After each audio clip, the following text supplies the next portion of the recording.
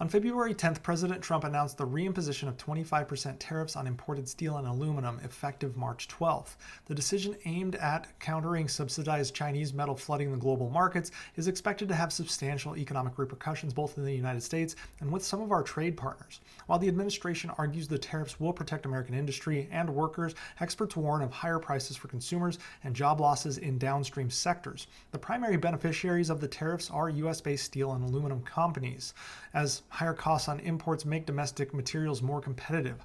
Following the announcement, stocks for companies like Nucor, Steel Dynamics, Cleveland-Cliffs, and U.S. Steel surged in anticipation of increased demand for domestic steel. Steel manufacturers argue that these tariffs will help, quote, level the playing field, giving them a chance to compete against foreign companies that have historically benefited from government subsidies.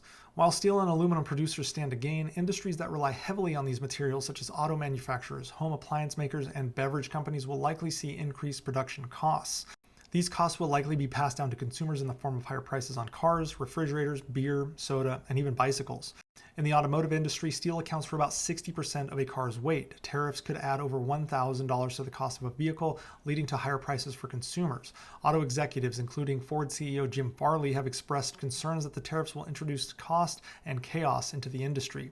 In the beer and soda industry, aluminum tariffs will raise the price of beverage cans. The Beer Institute estimated that the previous round of aluminum tariffs enacted by the Trump administration cost the U.S. beverage industry $1.7 billion between 2018 and 2022. Home appliance manufacturers will also feel the pain, as refrigerators and washing machines rely on steel and aluminum. Prices for those items rose 5 to 10% in 2018 and 2019 after the first round of tariffs.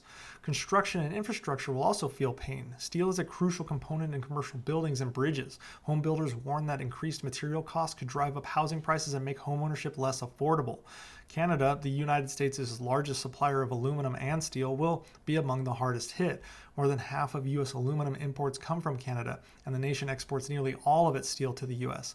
And although Canada and Mexico were granted a temporary 30-day exemption, the long-term impact and whether that exemption stays in place remains uncertain.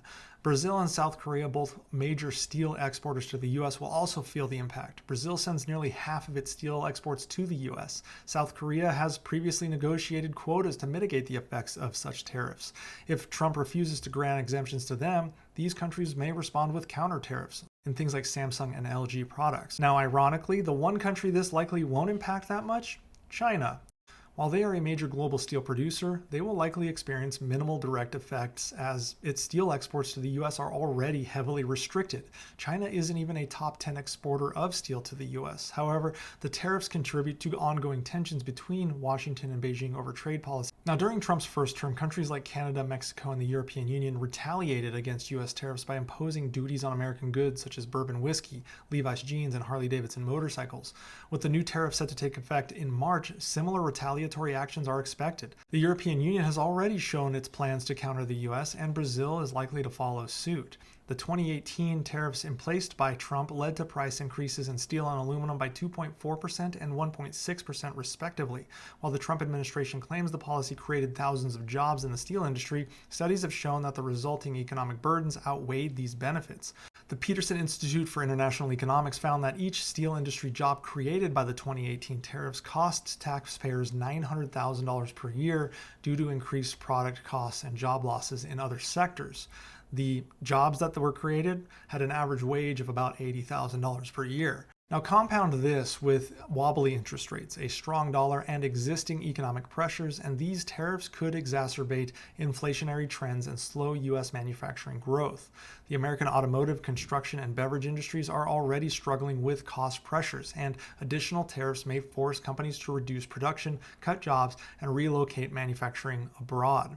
So what comes next? Well, in the coming weeks, businesses, trade partners, and government officials will seek exemptions. They will renegotiate quotas and prepare for potential retaliatory actions.